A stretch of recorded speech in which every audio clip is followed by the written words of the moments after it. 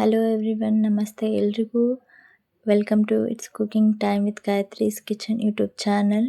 So ನಾ ಈ ಸಲ ಯಾವ ಹೊಸ ರೆಸಿಪಿ ಜೊತೆ ಬಂದಿದ್ದೀನಿ ಅಂತಂದರೆ ವೈಟ್ ಸಾಸ್ ಪಾಸ್ತಾ. ಇದು ಎಲ್ಲ ಮಕ್ಕಳಿಗೂ ಇಷ್ಟ ಆಗುವಂಥ ಸ್ನ್ಯಾಕ್ಸ್ ಆಗಿರ್ಬೋದು, ದೊಡ್ಡವ್ರನ್ನೂ ಇಷ್ಟಪಡುವಂಥ ಸ್ನ್ಯಾಕ್ಸ್ ಇದು. ಸೊ ಇದನ್ನು ಹೇಗೆ ಮಾಡೋದು ಅಂತ ನೋಡ್ಕೊಂಡು ಬರೋಣ ಬನ್ನಿ. ಸೊ ನೋಡಿ, ಈಗ ನಾನು 2 ಕಪ್ ಆಗುವಷ್ಟು ಪಾಸ್ತಾ ತೊಗೊಂಡಿದ್ದೀನಿ. ಆಮೇಲೆ ಒಂದು ಟೊಮ್ಯಾಟೊ ತೊಗೊಂಡಿದ್ದೀನಿ, ಒಂದು ಆನಿಯನ್ ತೊಗೊಂಡಿದ್ದೀನಿ, ಒಂದು ಕ್ಯಾಪ್ಸಿಕಮ್ ತೊಗೊಂಡಿದ್ದೀನಿ.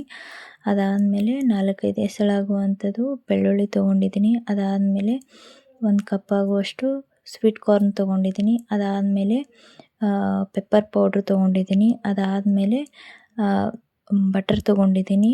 ಅದಾದಮೇಲೆ ನಾನು ಒಂದು ಹಾಫ್ ಕಪ್ ಆಗುವಷ್ಟು ಗೋಧಿ ಹಿಟ್ಟು ತೊಗೊಂಡಿದ್ದೀನಿ. ಬನ್ನಿ ಪಾಸ್ತಾ ಕುದಿಸ್ಕೊಳ್ಳೋಣ.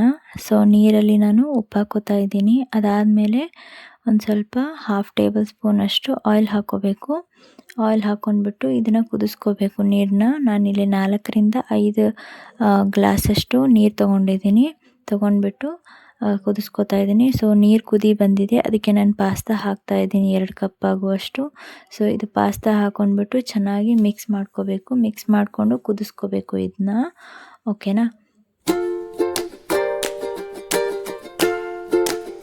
ಇದು ಈಗ ಕುದ್ದಿದೆ. ಇದು ನೋಡಿ, ಈ ಥರ 2 ಸ್ಪ್ಲಿಟ್ ಆಗಬೇಕು, ಒಂದರಲ್ಲಿ 2 ಭಾಗ ಆಗಬೇಕು, ಅಂದರೆ ಇದು ಚೆನ್ನಾಗಿ ಕುದ್ದಿದೆ ಅಂತ. 10 ನಿಮಿಷ ಕರೆಕ್ಟಾಗಿ ಕುದಿಸ್ಕೋಬೇಕು. ಸೊ ಇದನ್ನು ಸೈಡಲ್ಲಿ ಎತ್ತಿಟ್ಕೊಂಡ್ಬಿಟ್ಟು ಈಗ ನಾನು ಒಗ್ಗರಣೆ ಹಾಗೆ ರೆಡಿ ಮಾಡ್ಕೋತೀನಿ. ಸೊ ನಾನು ಬಟರ್ ಯೂಸ್ ಮಾಡ್ಕೋತಾ ಇದ್ದೀನಿ. ನೀವು ಆಯಿಲ್ ಬೇಕಾದ್ರೂ ಯೂಸ್ ಮಾಡ್ಕೋಬೋದು. ಈ ಬಟರ್ಗೆ ನಾನು ಈಗ ಏನು ಮಾಡ್ತೀನಿ ಅಂತಂದರೆ ಬೆಳ್ಳುಳ್ಳಿನ ಹಾಕ್ಕೊಂಡ್ಬಿಟ್ಟು ಅದನ್ನು ಚೆನ್ನಾಗಿ ಫ್ರೈ ಮಾಡ್ಕೋತೀನಿ. ಈಗ ಬೆಳ್ಳುಳ್ಳಿ ಹಾಕ್ಕೊಂಡ್ಬಿಟ್ಟು ಚೆನ್ನಾಗಿ ಫ್ರೈ ಮಾಡ್ಕೊಳ್ಳೋಣ. ಸ್ವಲ್ಪ ಕೆಂಪಾಗೋ ತನಕ ಫ್ರೈ ಮಾಡ್ಕೊಳ್ಬೇಕು ನಾವು. ಈಗ ಆನಿಯನ್ ಹಾಕೋತಾ ಇದ್ದೀನಿ. ಆನಿಯನ್ ಹಾಕ್ಕೊಂಡ್ಬಿಟ್ಟು ಅದನ್ನು ಚೆನ್ನಾಗಿ ಫ್ರೈ ಮಾಡ್ಕೊಳ್ಳೋಣ. ಈಗ ಕ್ಯಾಪ್ಸಿಕಮ್ ಹಾಕ್ಕೊಳ್ಳೋಣ. ಕ್ಯಾಪ್ಸಿಕಮ್ ಹಾಕ್ಕೊಂಡು ಚೆನ್ನಾಗಿ ಅದನ್ನು ಫ್ರೈ ಮಾಡ್ಕೊಳ್ಳೋಣ. ಈಗ ಟೊಮ್ಯಾಟೊ ಹಾಕೋತಾ ಇದ್ದೀನಿ. ಅದನ್ನು ಹಾಕ್ಕೊಂಡು ಚೆನ್ನಾಗಿ ಫ್ರೈ ಮಾಡ್ಕೊಳ್ಳೋಣ.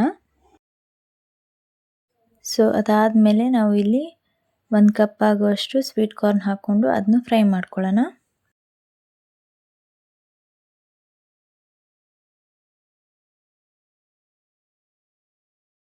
ಹಾಫ್ ಟೇಬಲ್ ಸ್ಪೂನ್ ಅಷ್ಟು ಪೆಪ್ಪರ್ ಪೌಡ್ರ್ ಹಾಕೋಬೇಕು. ಇದಕ್ಕೆ ಹಾಕ್ಕೊಂಡು ಚೆನ್ನಾಗಿ ಮಿಕ್ಸ್ ಮಾಡ್ಕೋಬೇಕು.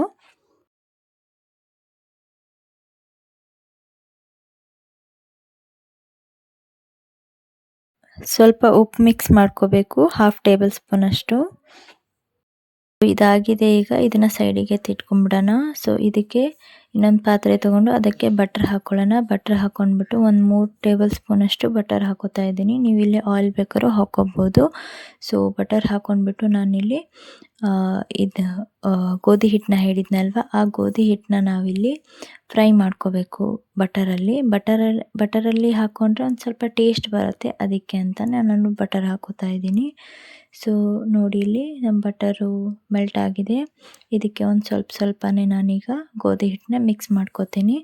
ತುಂಬ ಜಾಸ್ತಿ ಹಾಕ್ಕೋಬಾರ್ದು, ಸ್ವಲ್ಪನೇ ಹಾಕ್ಕೊಂಡ್ಬಿಟ್ಟು ಮಿಕ್ಸ್ ಮಾಡ್ಕೋಬೇಕು. ಯಾಕಂದರೆ ಅದು ಗಂಟಾಗಿಬಿಡುತ್ತೆ. ಅದಕ್ಕೆ ನಾವು ಸ್ವಲ್ಪನೇ ಹಾಕ್ಕೊಂಡು ಕರೆಕ್ಟಾಗಿ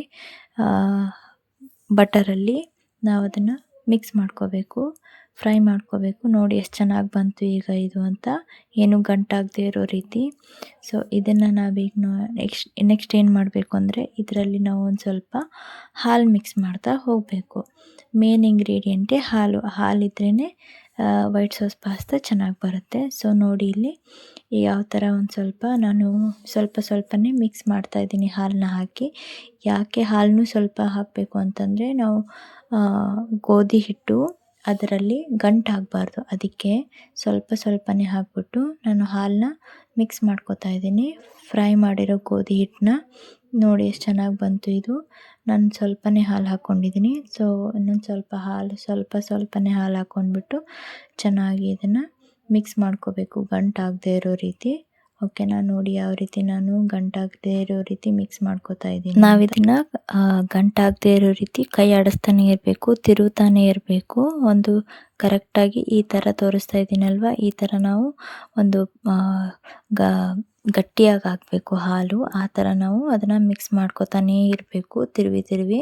ಅದಕ್ಕೆ ನೋಡಿ ನಾನಿಲ್ಲಿ ಒಂದು ಸ್ವಲ್ಪ ಪೆಪ್ಪರ್ ಪೌಡ್ರ್ ಹಾಕ್ತಾಯಿದ್ದೀನಿ. ಒಂದು ½ ಟೇಬಲ್ ಸ್ಪೂನಷ್ಟು ಪೆಪ್ಪರ್ ಪೌಡ್ರ್ ಹಾಕಿಬಿಟ್ಟು ಅದನ್ನು ಚೆನ್ನಾಗಿ ಮಿಕ್ಸ್ ಮಾಡಬೇಕು, ಎಲ್ಲಿ ಗಂಟಾಗದೇ ಇರೋ ರೀತಿ.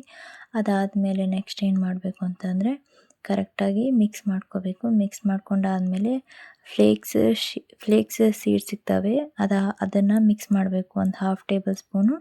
ಅದಾದಮೇಲೆ ಓರಿಗನ್ ಪೌಡರು, ಅದನ್ನು ಚೆನ್ನಾಗಿ ಮಿಕ್ಸ್ ಮಾಡಬೇಕು. ಇದು ಏನಕ್ಕೆ ಹಾಕೋಬೇಕು ಅಂತಂದರೆ ಇದು ನಮಗೆ ಕರೆಕ್ಟಾಗಿ ಟೇಸ್ಟ್ ಕೊಡುತ್ತೆ, ಓಕೆನಾ. ಇದು ಟೇಸ್ಟ್ ಕೊಡುತ್ತೆ, ಸೊ ಅದಕ್ಕೆ ಇದನ್ನು ಮಿಕ್ಸ್ ಮಾಡ್ಕೋಬೇಕು.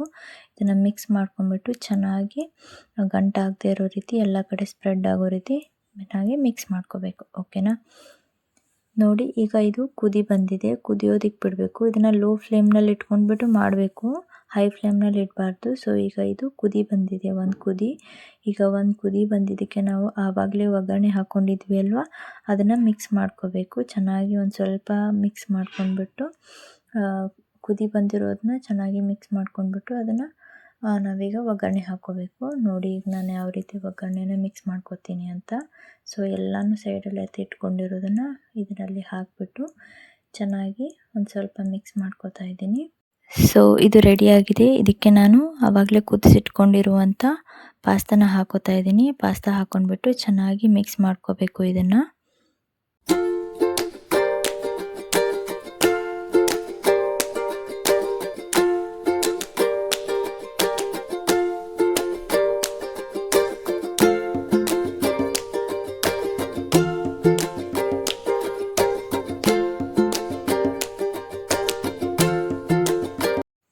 ಸೊ ಇದಕ್ಕೆ ಮತ್ತೆ ಆರಿಗನ್ ಪೌಡರ್ ಮತ್ತು ಫ್ಲೆಕ್ಸಿ ಶೀಲ್ಡ್ ಹಾಕ್ಕೋಬೇಕು.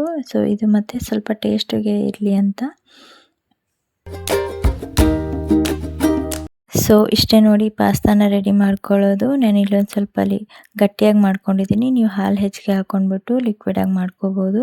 ನನ್ನ ವಿಡಿಯೋಸ್ ಇಷ್ಟ ಆದರೆ ಲೈಕ್ ಮಾಡಿ, ಶೇರ್ ಮಾಡಿ, ಮತ್ತು ನನ್ನ ಚಾನಲ್ಗೆ ಸಬ್ಸ್ಕ್ರೈಬ್ ಆಗಿ. ಸೊ ನಾನು ಯಾವುದೇ ಅಡುಗೆ ಮಾಡಿದರೂ ನಿಮಗೆ ರೀಚ್ ಆಗುತ್ತೆ. Thank you.